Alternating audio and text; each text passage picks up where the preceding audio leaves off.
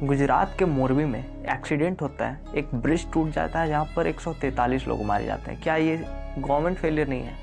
क्या इसका रीज़न यही है कि लोग ब्रिज को हिला रहे थे? क्या इसमें कोई भी गवर्नमेंट फेलियर नहीं है?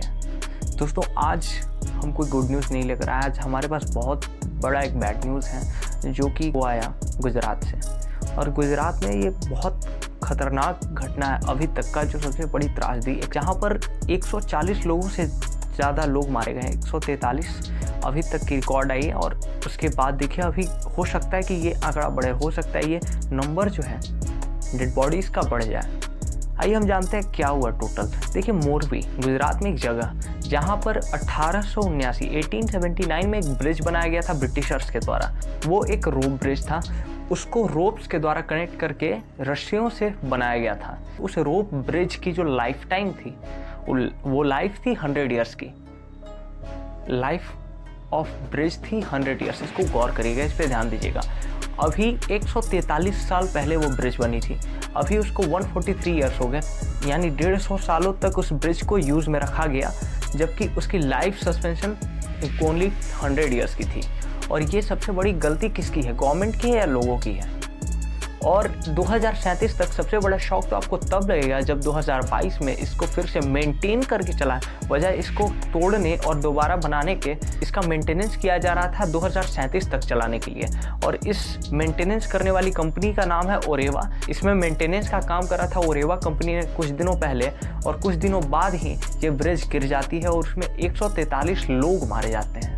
इसमें बोला जा रहा है कि ब्रिज की कैपेसिटी थी 100 लोगों की, जो कि 100 लोग ही एक बार ब्रिज पे रह सकते थे। लेकिन उस समय कुछ न्यूज़ चैनल्स का कहना है कि 300 से 400 लोग थे, और कुछ चैनल्स का कहना है कि वहाँ पे 700 लोग थे जो ब्रिज को हिला रहे थे और ब्रिज पे मौजूद थे, और तब ही ब्रिज गिर गई। और ब्रिज उसको सह नहीं पाए, ब्रिज गिर गई, और उसमें से सारे लोग नदी में गिरे, कुछ ज़मीन पे गिरे, लेकिन बहुत लोग नदी में गिर गए। डूबने से मौत हो गई, किन्हीं की चोट लगने से मौत हो गई, किन्हीं की बहुत ज़्यादा सांस न ले पाने की वजह से मौत हो गई, यानी डूब कर मर गए। और उसमें से 143 लोग मारे गए हैं। सोचिए, 400 लोगों में से 143 लोग जो थे मारे गए हैं। उसमें देखिए, सबसे पहली चीज़, अभी तक वो ब्रिज क्यों यूज़ में था जब उसकी लाइफ ईयर सस्पेंशन 100 ईयर्स की थी ओनली।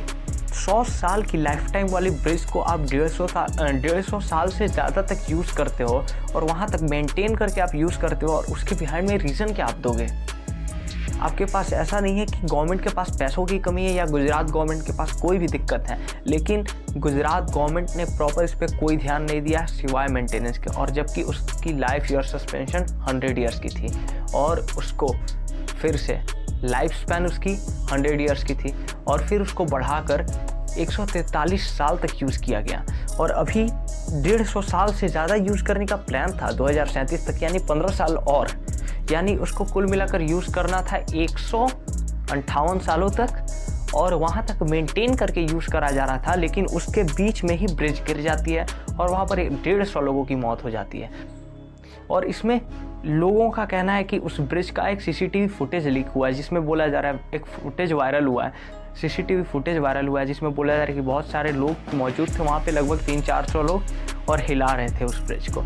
लेकिन लोगों के हिलाने से ब्रिज गिर गई। लेकिन असली रीज़न तो है कि गवर्नमेंट की सबसे बड़ी फेलियर ये है। केवल गवर्नमेंट फेलियर और लोगों की बेवकूफ़ी भी कह सकते हैं इसको, लेकिन गवर्नमेंट फेलियर भी रीज़न है। लोगों की बेवकूफ़ी, क्योंकि वहाँ पर 100 लोगों का जो वहाँ पर लिमिट थी 100 लोगों की, और वहाँ पर मौजूद थे 400 लोग, और वो 400 लोग ब्रिज को हिला रहे थे, शायद इसलिए टूटी। और गवर्नमेंट फेलियर इसलिए क्योंकि 50 साल तक ज़्यादा मेंटेन करके यूज़ किया गया उसको, जबकि 50 साल पहले उसका लाइफ स्पैन ख़त्म हो चुका है उस ब्रिज का, और फिर भी उसको यूज़ किया जा रहा है।